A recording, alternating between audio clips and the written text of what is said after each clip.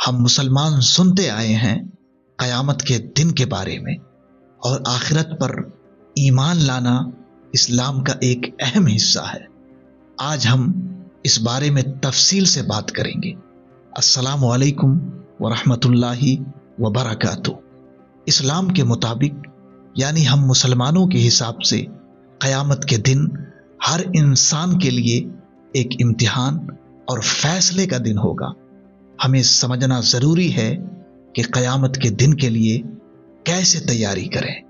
ہمارے نبی پروفٹ محمد صلی اللہ علیہ وسلم اور جتنے دوسرے انبیاء رسول تشریف لائے ہیں، تو انہوں نے بھی قیامت کے دن کے بارے میں نشانیاں بتائی ہیں، اور یہ نشانیاں کچھ اس طرح کی ہیں: علم کا اٹھ جانا اور جہالت کا عام ہونا، فسادی اور جھوٹے لوگوں کا مقبول ہونا، دنیا میں ظلم، فتنہ اور تباہی کا بڑھ جانا۔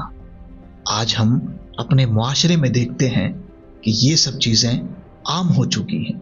یہ سب ہمیں یاد دلاتا ہے کہ وقت قریب ہو سکتا ہے، مگر ہم یقیناً کیسے کہہ سکتے ہیں کہ قیامت کب آئے گی؟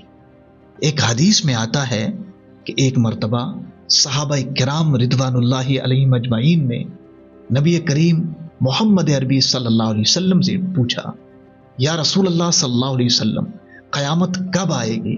تو پیارے آقا علیہ الصلوۃ والسلام نے اپنی شہادت کی انگلی اور درمیانی انگلی سے اشارہ کرتے ہوئے فرمایا، جتنا یہ دونوں انگلیوں کا فاصلہ ہے اتنا ہی وقت قریب ہے۔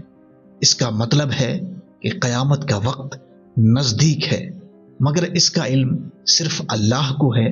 اگر ہم بات کرتے ہیں کہ قیامت کے دن کا منظر کیسا ہوگا، تو یاد رہے کہ اس کا اصل علم تو صرف اللہ کو ہے، لیکن قرآن اور حدیث میں ملتا ہے کہ جب زمین اپنا بوجھ نکال دے گی اور انسان کہے گا اسے کیا ہوا ہے، اس دن ہر انسان اپنے عمل کا سامنا کرے گا، نہ کوئی چھپ سکے گا اور نہ جھوٹ بول سکے گا۔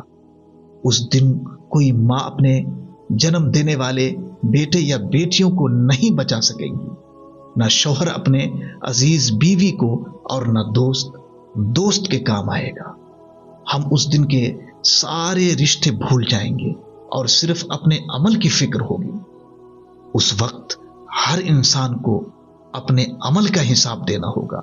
اللہ کا وعدہ ہے کہ نیک اور صالح لوگ بے شک جنت میں جائیں گے، جہاں نہ غم ہوگا اور نہ دکھ ہوگا۔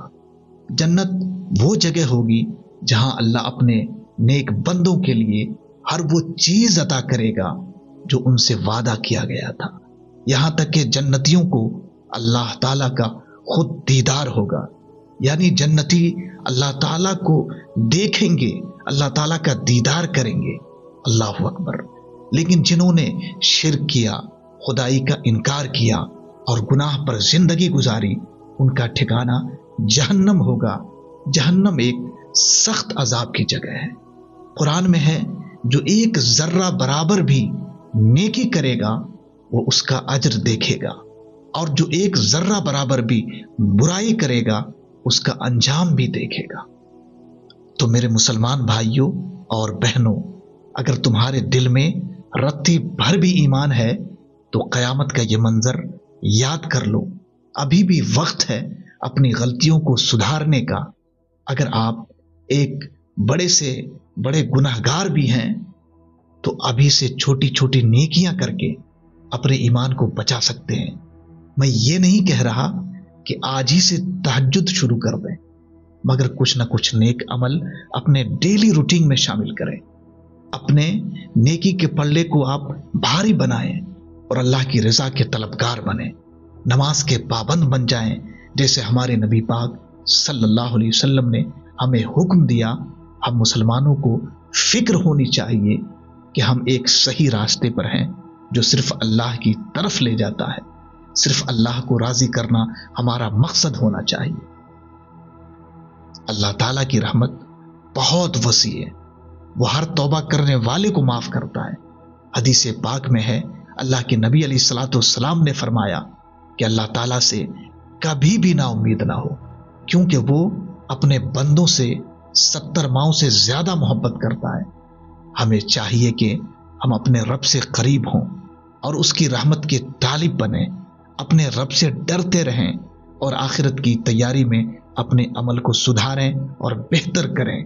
دعا ہے کہ اللہ تعالی ہمیں اس دن کی تیاری کرنے کی توفیق عطا فرمائے اور ہمیں اپنے رحمت کے سائے میں رکھے۔ آمین۔